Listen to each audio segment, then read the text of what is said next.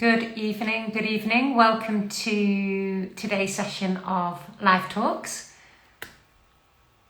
Today I am going to be talking all about gua sha. It's one of my favourite self-care healing modalities, but I'm not going to be on my own. I'm going to be joined by somebody that really is an expert in this field. I have asked for Clive Witham to join us, who has basically spent the last 2 decades of his life dedicated to not just only acupuncture but also learning and perfecting the art of gua sha, which stems from traditional Chinese medicine. So today we're going to talk with Clive about how we can utilize gua sha in our self-care, and how we can help tackle some of the symptoms that as women experience when we start entering perimenopause. So I'm going to ask Clive to join. He's written 5 books in numerous different languages. He has an institute where he offers excellent training for practitioners, and for anyone else that basically wants to learn all about gua sha, whether you're beginner or advanced. You can do online courses, or you can actually go and join Clive and his team with live workshops. So yeah, if you want any more information about that, we can leave a link at the end. But in the meantime, I'm going to ask Clive to join us, and then he can share all of his knowledge and expertise on how we can utilize this wonderful healing modality in our self-care journey. So I'm going to ask Clive to join.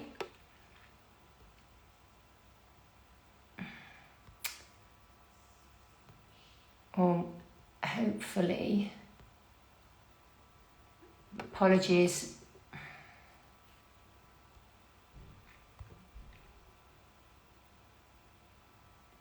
Sorry about this, guys. I'm just going to ask our guest to join.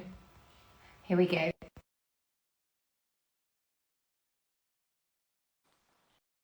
Clive, I hope you've got an invite from me because I've asked you to join. Yes. Hang on. Hello. Just. Hello. Hello. Can you hear me? Yeah. Hi, you're here with me, but I can't actually see you. I've just got kind of like a dark screen. The wrong way, just a moment. I'm just going to flip it around. Okay, there we go. Oh, yay! Hello. Now I can see you. Hi, I'm good, thanks. How are you? Oh, thank you so much for joining me. I really appreciate this. So yeah, I just gave a very quick introduction about obviously you having had, over 2 decades of experience in the world of gua sha. So I think I'm just going to kind of like hand over to you and let you kind of like help us understand why gua sha is such an incredible healing modality, and how, and then we can talk a little bit more about, your speciality of this ecology in motion that you've created, and the principles, and how we can, how we can utilize that. Okay.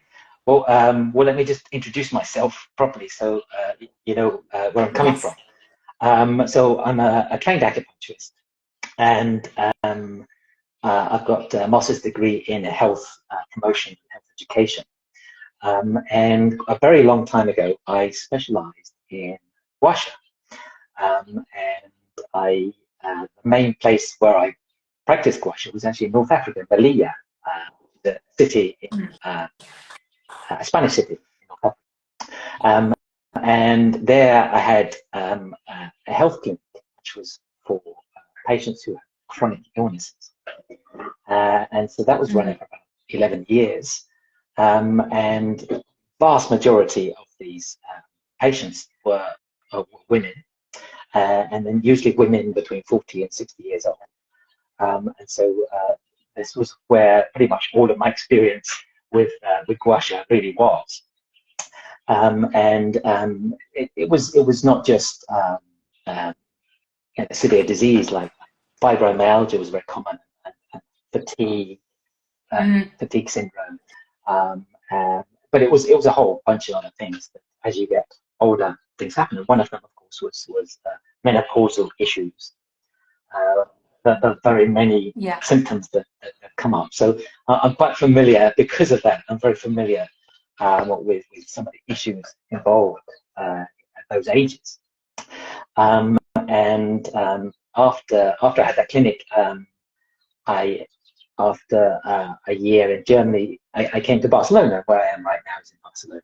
This is where I have my research clinic, and we and I teach around the world in different cities, a particular type of gua sha, which is based on these many years of kind of working out exactly what gua sha really is, and not just the kind of hype that you might see on Instagram or Facebook or any of the social networks, because it's completely different from what you see in those places.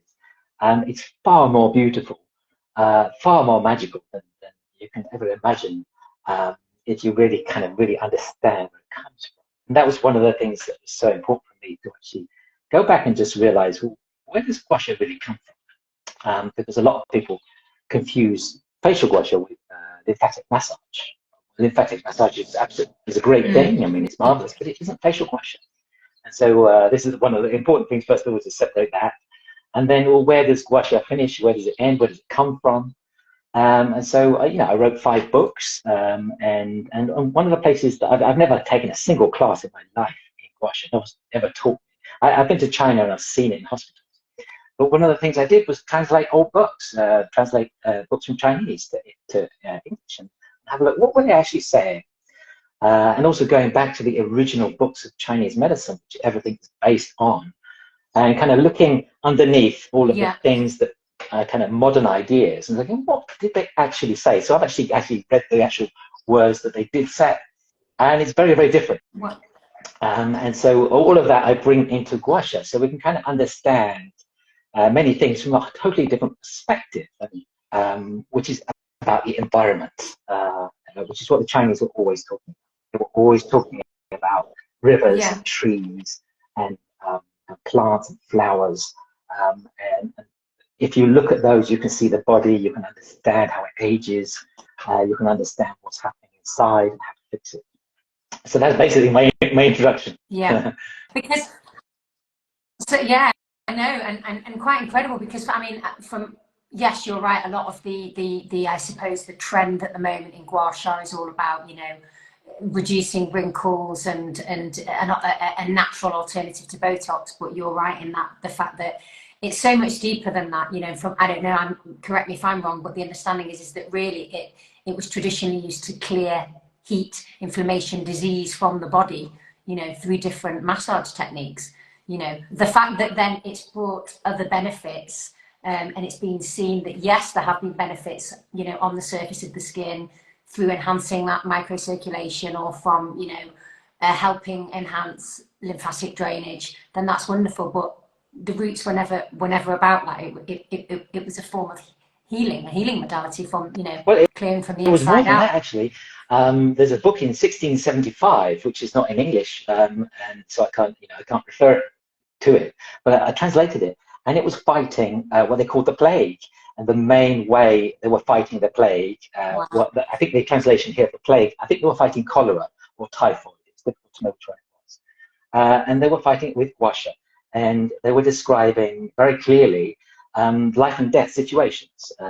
If you see certain colors that come up onto the skin, that person will die, and if you don't, then that person will live. And it was describing how you would scrape and also treat with bleeding as well. And so this is where it comes from. It's coming from that extreme place. But the interesting thing is the same principles that you use for at that time, you can apply to everything. So you can apply it to the beauty, about wrinkles. It's exactly the same principles. So we're not changing at all the principles. Everything's still the same. It's just the application of kind of almost like universal principles. When you get those really clear, you can apply them to absolutely everything. And that's the beauty of life. Gua sha. Yeah. So can we talk a little bit about how you've worked on this? If I'm correct in saying it's like a technique of yours, your own, which is this ecology in motion, and that, from what I've seen, it's very connected, like you were talking about before, nature, and for us having a clear understanding of that it is all, you know, all there's this connection with the energy, the earth, and once you truly understand that, then you can truly understand, you know, what it is that you're doing when you're carrying out various gua sha Well, sure. practices on Oh, yourself? yeah. I mean, it's not actually a technique. It's difficult to describe really what I've done. So it isn't like I invented something and put my name to it, like a standard way of doing things, which is very common in gua sha. Lots of people Yeah. just create something out of thin air and then put their name to it. Just there's nothing behind it. So what I've done really is just Yeah. gone back to the origins of Chinese medicine and just applied those principles to everything I've done. I had to give it another name because sometimes I come across people that I was talking about gua sha or facial gua sha, and they would say, "Well, I've done it. I know about it." So I had to like give it another name to say, "Well, no, you don't," because it's far more than you Yeah. think it is. Because there's a tendency to be very superficial about that, but it's actually incredibly deep if you really, really have a look at what's happening in the body. And in order to do gua sha, you would have to kind of understand what's happening underneath the skin. Because a lot of people don't understand is that it's not a skin treatment. It's a tissue treatment.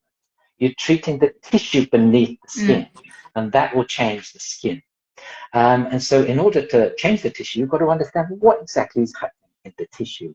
How is it all working? What do you do when you scrape some tool on the skin? How does that possibly work? And of course, how can it possibly help people dealing with symptoms of perimenopause?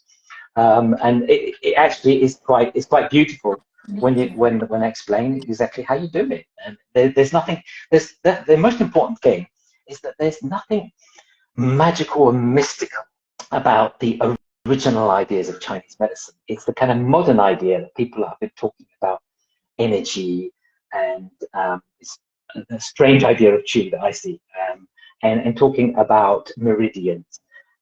This is a new translation. In fact, I know exactly where it comes from. It comes from a French diplomat who wrongly translated words in the 1930s.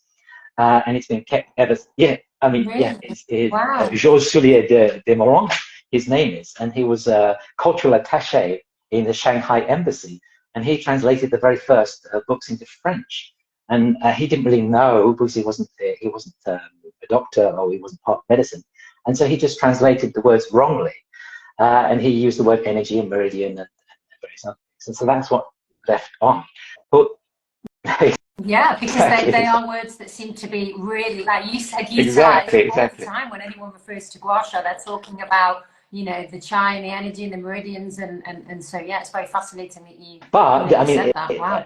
The real situation is far more beautiful and far more magical than this idea of like qi and energy, because they were talking about rivers, like they were really talking about rivers in the body. And they were talking about, for example, people talk about like facial gua sha working on the face. They were talking about bringing the inner bloom of the flower coming out into your face. And so it was always talking about the natural world and about the movements of like things, the stars, and movements of the wind and movements of the trees. And if you can't see it in nature, then it's not part of Chinese medicine. So in other words, it's part of natural science. Which makes it like everyone has access to it. That's the beautiful thing about it. And I'm often walking, because I live in the forest in Barcelona, and I'm often walking around the forest, and basically I'm studying Chinese medicine when I'm walking around the forest, because all the things around me, if I really look at how do they work, what's happening, it's all part of the same patterns. Oh, it sounds magical. It's so beautiful, like you say, when listening it from that. So let's imagine that we've got people here that really are beginners, and this is very new to them, but they want to be able to take some of these, practices, massage techniques or whatever it is, and utilize them at home on themselves. So for women in this is really gua sha, of course, as we know, can be practiced at any age, but our focus here on Anaya is on women that are now entering that perimenopause and have noticed changes within their body, in their skin. Obviously there's mental, physical and emotional changes going on. There's all sorts. So where, from your expertise, is the best place for someone to start, and what is it they would need to start with, keeping it quite simple? I got to explain something first of all. So let's just have a look. So the idea of changing of the woman's body. Is it something that's wrong, or is it perfectly natural? And then why would it go wrong sometimes? And so this is from the perspective of Chinese medicine. And so there's an interesting 7-year cycle, which is in a woman, 8 years in a man, which things happen every 7 years. And so you're going fine on the first 4. They're called the benefits. And that's when you reach 28, and that's considered like the peak of like a woman's body in terms of reproduction. And then from then on, it's kind of downwards. Every 7 years, your body will make a shift until it reaches 49. And then 49 is like the age of when a woman's body, the rivers and the various connections with the uterus, they start to shut down in order to prepare a woman's body for the later years in life, where in a man's body it doesn't work the same way. And so there's the main thing it would affect is in your body would be actually a kidney system. And this is the place where if you ever get treatment from anyone who knows anything about Chinese medicine, normally they're going to do something around what they would call the kidney system. Well, literally, the river's coming from your kidney. There's nothing mystical about it. So that's the area. And what you want to do really is what happens is that you've got heartbeat and it's kind of expands and contracts. That is actually the motion of the universe. Everything expands and contracts. Everything you can see everywhere. I mean, every day we've got night and day. It's expanding, contracting. The whole year we've got the four seasons of the year, but 2 of them are more expanding and the 2 of them are more contracting. It's the natural motion of life. And so you've got this going on in the kidneys as well. And as you go through life, it should be kind of working roughly, expanding, contracting. But then, of course, life hits you, and then it's not going to be quite as balanced as it was before. And so then when you hit like the 42, 49 years old, it depends on what was the state of this kidney system before you got there. If it was perfect, this expansion, contraction, just like in the heartbeat or your lungs, if it was fine, you're not going to get many symptoms. You're going to get very light symptoms, or you wouldn't really need much treatment at all. That we wouldn't notice that much difference, which some women are like that. But then, of course, lots of people have done many things in their lives. They've got stress, they've got families, they've got children. And of course, it's not quite there. Yeah. And so when you reach that stage, then whatever the situation was before the change is going to exacerbate the situation afterwards. So this kind of breath motion, it's not quite how it was before. And so what that would cause is the symptoms that you would see, which is very common to maybe the obvious one is the heat coming up to the head. Yes, which of course this expansion and contraction, which is normally in the kidneys. The name for this is yin and yang. You might have heard those names before. That's what I'm talking about. Expansion, contraction. Absolutely. That's it. Expansion, yang. Contraction, yin. And that's it.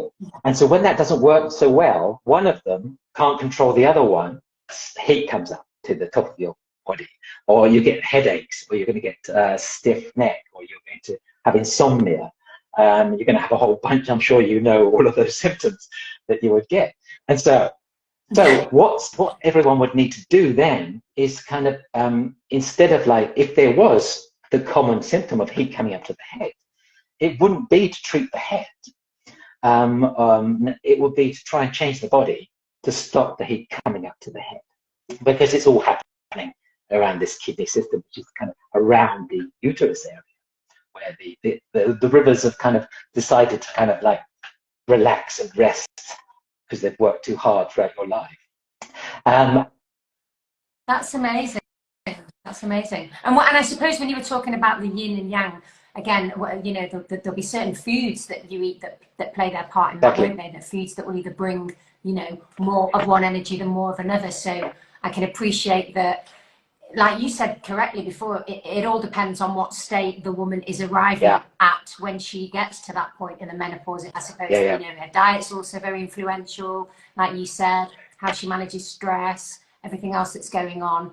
So it's probably a synergy of lots of things that need to work together as well to get that balance to be back, you know, Oh, how it should be. exactly. But you know, I mean, the most important thing to know to make sure it's clear that it's not, you know, because there's a strange kind of idea of it being an illness, and then this is of course the idea. This is coming from the pharmaceutical Yeah, industry, because of course you must have an illness in 100%. order to give you. Yeah, that's Yeah, most certainly the narrative now, that the trend is changing, that menopause is certainly not something that we should fear or dread or have to suffer through. Because I think that after so many women that I speak with, it's that whole, I'm gonna spend 10 years yeah, now of my life and it's going to be awful. And that narrative is really one that now a lot, you know, we're working on to change, because it's, you know, you mentioned before, it shouldn't be like that. This is supposed to be, you know, the Chinese word it beautifully is in your second spring. You know, it should be a really beautiful and empowering stage of a woman's life, and not one to be feared and to, you know, to suffer unnecessarily. It doesn't mean that you're not going to have symptoms and suffer certain things, but it's understanding what's going on, and then all the things that, you know, you can do to actually, you know, navigate it a little bit, just a little exactly. bit I mean, better. and there is a whole bunch of things that you would do. The most important probably is you've got to actually listen to what your body's doing, because at the age of 49 in the Chinese system, your body is supposed to shut down. You're not supposed to be living the same life you were living before that time. And if you are, if you still Yeah, want to behave in the same way, then it's okay, you can do it, but you know, you're going to pay the price, because your body's not supposed to be doing it. It's supposed to be doing something at a different, and the same things, but in a different speed. Um, and that's often the problem, because everyone just wants to continue being young, and sees old age as something yeah, bad that you shouldn't, you can't, you know, yeah, which of course is on um, the, um, the beauty side, as well as the health side. But there's a certain dignity in growing old, that you should be in a certain place in life, and there's a yeah, wisdom to it, and certainly in terms of my approach to facial gua sha is you know, so a lot of your wrinkles are actually a badge of honor. You earned them through your life, through the battles and the fights. And so my approach to facial gua sha is to bring out the inner beauty that's sitting in you, like just like a plant that flowers, not to just remove all of the experiences of your life which has appeared there, but basically to enhance them. And there's a big kind of mental yeah, change that a lot of people need to make. yeah. And sadly, it is a lot of, when I say sadly, it is, you know, the obsession or that quest of wanting to look, like you say, always younger than, you know, that we are, that fear of another wrinkle. But you're right, it is something that needs to be embraced and acknowledged, that it is part of the aging process, you know. We were never supposed to get to 80 or 90 No, and not have a wrinkle on our face. Whether you choose to accept that and radiate that natural exactly. beauty or not is a different matter. A lot of people, you know, don't and struggle with that battle. I personally, since utilizing facial gua sha, have found that it's been incredible. I really have. I mean, you know, I am one that hasn't ever succumbed to the needle, which I'm quite proud to say that. But what I have noticed though is that, you know, utilizing, you know, these beautiful facial techniques, that there has been an improvement there, and my skin has improved, and there has been that inner glow coming out, you know. And like with all of these type of healing modalities and self-care modalities that are natural, you know, you've got to, like you said, understand and also be consistent with it every single day to kind of like see those results. Yeah, well, Is that something that, you know, yeah, you talk about a lot with, uh, you know, in your totally. training? And well, there's this idea of potential, which is one of the keys in understanding what you're doing. In that it doesn't matter what age you are. It's not about not being your age. It's about reaching the potential that you have. Because everyone has a potential that they can be, whatever stage of life they're at, whatever they look like. It doesn't matter Yeah, what they look like. but they have a potential of beauty, which is the beauty of them, just like any flower. And if you have a look, flowers anywhere, you will never ever find a flower that isn't beautiful. By definition, they're beautiful. They must be beautiful because they're a flower. And it's the same with people. Absolutely. There's a beauty that is in absolutely everyone at every stage in life. And the key is finding that potential and bringing it out. And for me, that's what any facial treatment is all about. But as well, but you can't do a facial treatment like that without fixing what's happening in the body. And so this is a big thing for me. So, my approach to certainly facial gua sha is the body must be treated at the same time, or there wouldn't be any point to just doing it, because you're only doing half the work. You're going to get half the result. Yeah, and I noticed in a few of your videos recently as well, when you were focusing on the facial, that talking about now there's such a big emphasis on just working on, the muscles, but really a lot of people forget about how, the head has to be worked as well, and the scalp. And I think that's, again, there's so much focus now about gua sha being about getting rid, or lifting and sculpting and getting rid of wrinkles, that the work stops here, as opposed to, working across the whole of the head and incorporating. This is the problem with how facial gua sha developed, and I watched it develop from North Africa, and I saw how it was. I know the origins of it. I know where it came from, and I know it certainly came from Japan first of all, and there was a void that came with it, in that the people who introduced it didn't understand where it came from, and that void was in China as well. And so to fill the void, lots of people just put in other things from other professions, and of course the obvious one was the beauty profession. And the beauty profession put in their information of what they were doing with these movements on the face to try and explain what was happening. And you've had that in the body as well. Maybe there's in physiotherapy, there's something called instrument-assisted soft tissue mobilization, and which is gua sha, but it's without any Chinese medicine, and it's just like physiotherapy ideas that have been put in there. And so it's very common for gua sha to people see it, and then they come in from another profession and bring the other professional information in there. And this is what happened with gua sha. And it's very, very few people that actually really understand where it comes from and how it really fits into the whole picture. And in order to really understand, you need to go back and find out where did it come from, how did it develop.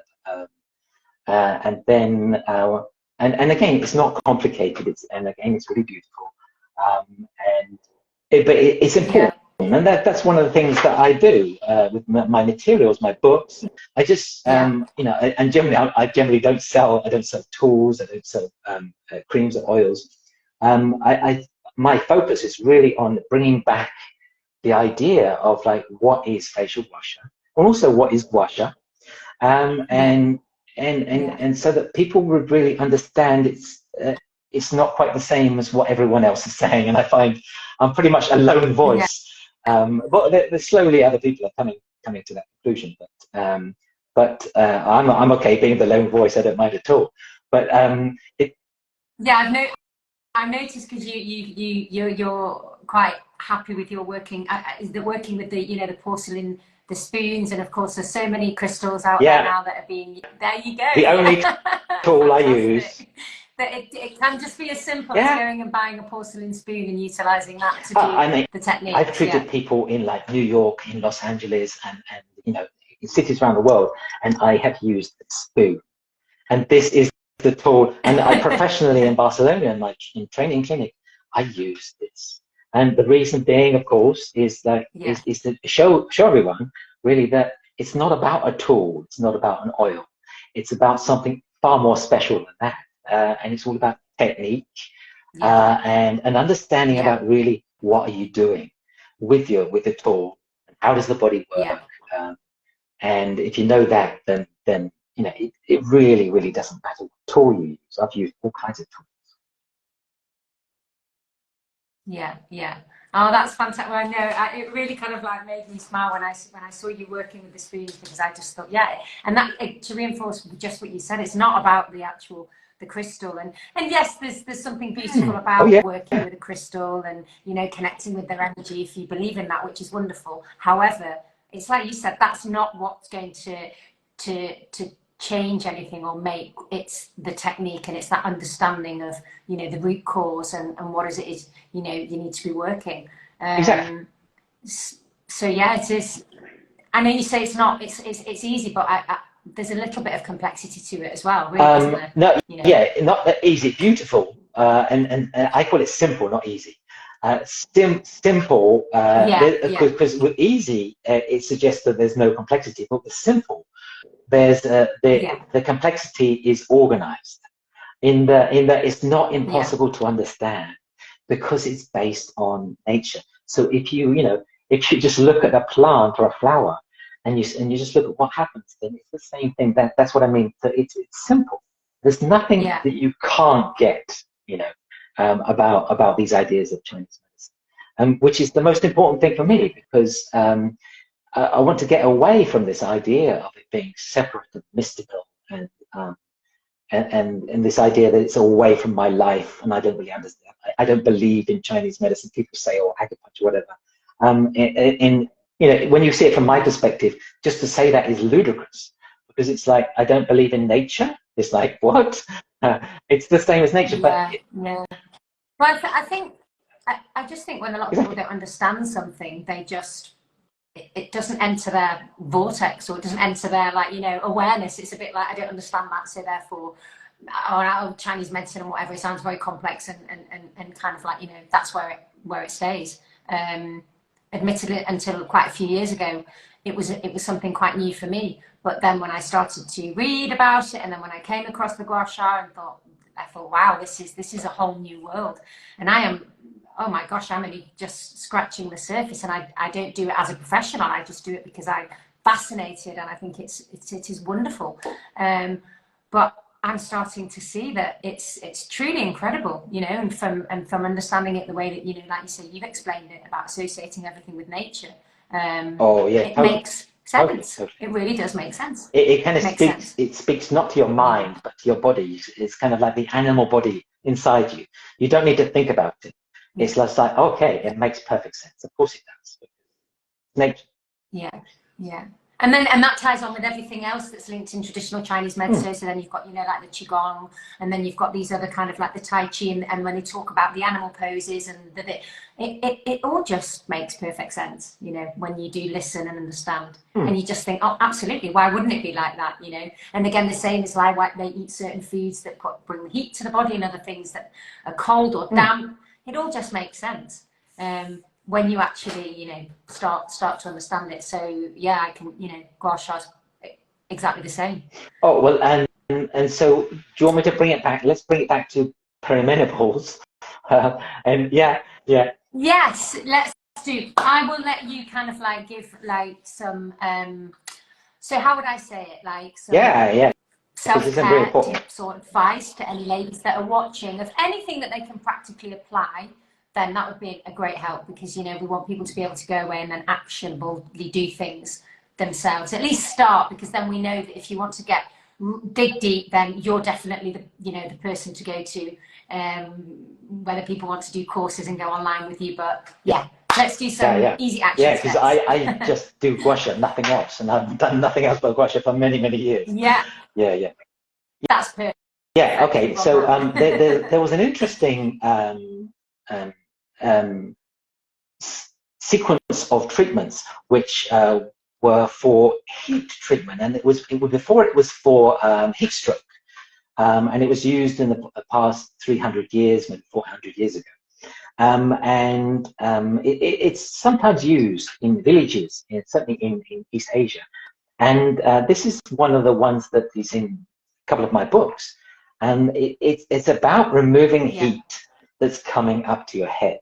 Now, this is a really useful one for anyone who has symptoms like that, hot the flushes, yeah. hot flushes. And because it works for heat stroke is the same idea. The heat comes into the body and the heat's coming upwards. upwards. So there's a movement of heat coming up to your body.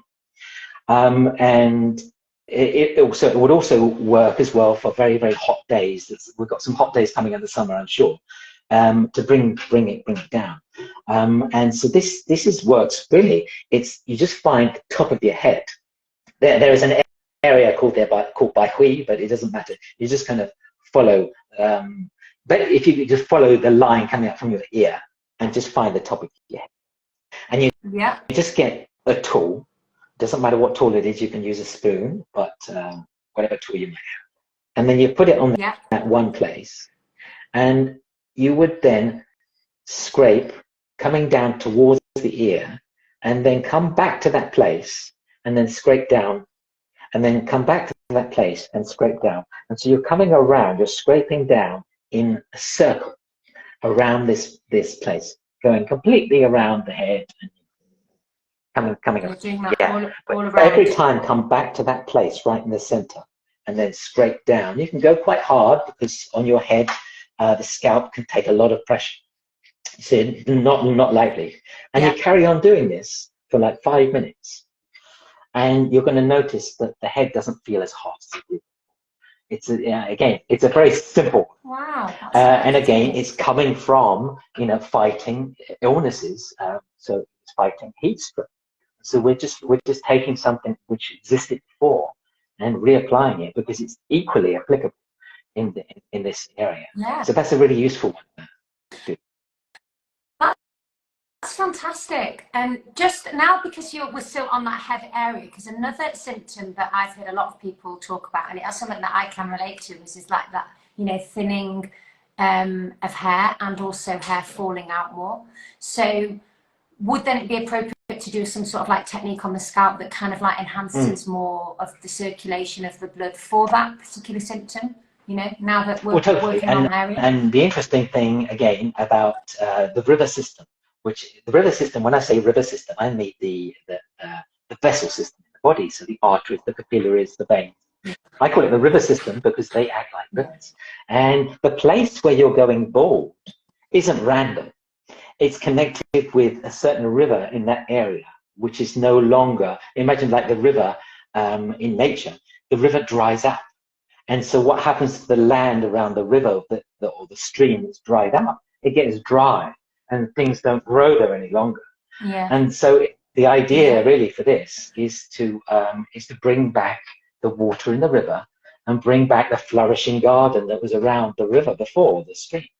And so that's the goal of this. So yes, the idea really, there are several techniques to use on the scalp.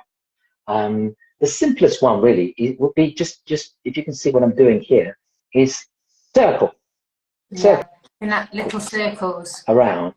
That's the most gentle one. And you can do it around the whole of your scalp to bring circulation back. But again, if you know exactly, if I knew where the river was, or which river it was connected to that area, which is not feeding the skin, feeding the tissue, which is then stopping the hair from growing, then I would then work on the river downstream or upstream. So I'll be working on maybe the back or the legs, because that would then help in the whole river system coming to that area. This is how I would approach something like that. So it wouldn't be a local problem. It's a whole river system that I can work on to try and get the river flowing back into the tissue there. So in other words, it would be bring back blood flow in the tissue, in the small capillaries in your scalp area. Oh, well, that's why we need to rely on experts like you for this, because that really starts to get more, like you say, you can apply these things, yourself, but then, when there might be more complexities there, then it's understanding other parts of the body or organs that need to be worked on to help, that other area or that other, symptom. Yeah, and quite often there's something going wrong there anyway, so you could kind of work out some of the places, and then maybe a bad shoulder or bad back, or there'll be something going on which will be somewhere else down the river, and which is somewhere to work on. You can work on with gua sha on other areas. Well, I'm not going to keep you for very much longer, but if I can just ask you if you can share one more technique. So we've done the one for the head to kind of like try and help reduce, heat from the head. You've touched upon the massage that can help with kind of like enhancing that blood flow. So is there another one that you can share that can, help? Yeah. And I'll leave it up to you for symptoms, whether it be the face or on the Oh, yeah. body. That's, because we go through so many different symptoms. I'm sure we can all Oh, relate God. to Yeah, one of them. I could talk about this for like hours and hours and hours. So, yeah. Okay. Yeah, I can imagine. So the obvious one to go to next is coming down the sternum. So if you feel where the top of the sternum is, where the bottom of your neck is. I've actually got a crystal, so I'm going to use my so crystal. Don't start there because that's too close to your neck. Come down a little bit, and then you'll be on the flat surface of the bone, and you would just scrape down. So unidirectionally. So you're scraping down, and then you come back lightly. And then scrape down, and then down, down, and there'll be short scrapes, and you can go quite hard on the front here, so you can see. Yeah, so it's on there, on like basically where on the thigh muscle. Yeah, so you're just coming down in between where the ribs attach on the sternum, and you're coming down. Yeah. Don't go as far as the xiphoid process. Now that's the place where it kind of drops down into your cavity, into where your heart is. Stop before that. Yeah. Stay on the sternum, and just keep scraping. Now you can do it over your clothes, and that would be absolutely fine, like I'm doing right now. Or you can do it on your skin. But if you do it on your skin, you just have to make sure there's some lubrication of some kind. Maybe if you're in the shower, it will have to be soap. Yeah. If you're not, then you can use oil or whatever you like. But something to stop the skin from being hurt. And it's very common to be quite painful here. And also for those red marks might appear, which are called Shah. And those red marks are kind of red dots.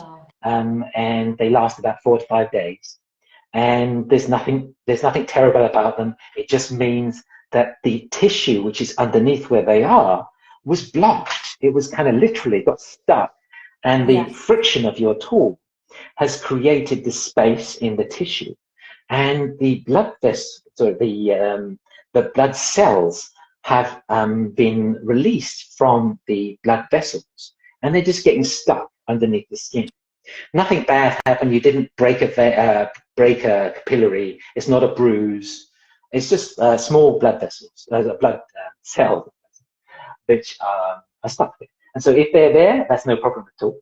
And if you do that a lot, so what happens here is that this is actually part of the kidney muscles, the muscls which head towards the kidney. So you're treating this area I had mentioned before about the kidney system. You're treating it right there. But there are many levels to gua sha.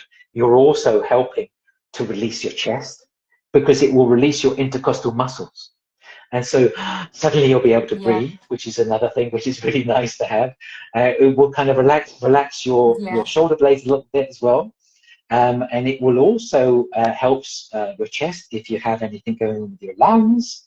So there are many, many levels for this treatment right here. Yeah, so, and I suppose that could help with a little bit, maybe if you were feeling a little bit anxious or had a bit of anxiety, that particular technique, like you said, just one of the techniques for depression as well is this one too. So it will affect, basically the heart is right underneath. Anything kind of connected with the heart emotionally is going to affect it. And it's a really great one to do. So if you did that in combination with the head and do that, that's marvelous for the heat. So the idea of what I'm talking about is bringing back the breath motion of the tissue. That's how I would explain what I'm doing. And that breath motion is that the heartbeat of the tissue. It comes back again, and then the circulation happens. And what's great is that these techniques that they are easy to master and don't take up a lot of time. So that's what I think is so beautiful about it. Is it's literally self-care in a couple of minutes or 5 minutes a day, and these are things that you can actually do always have anywhere, it in your bag. Put it in your bag and just keep it in your bag.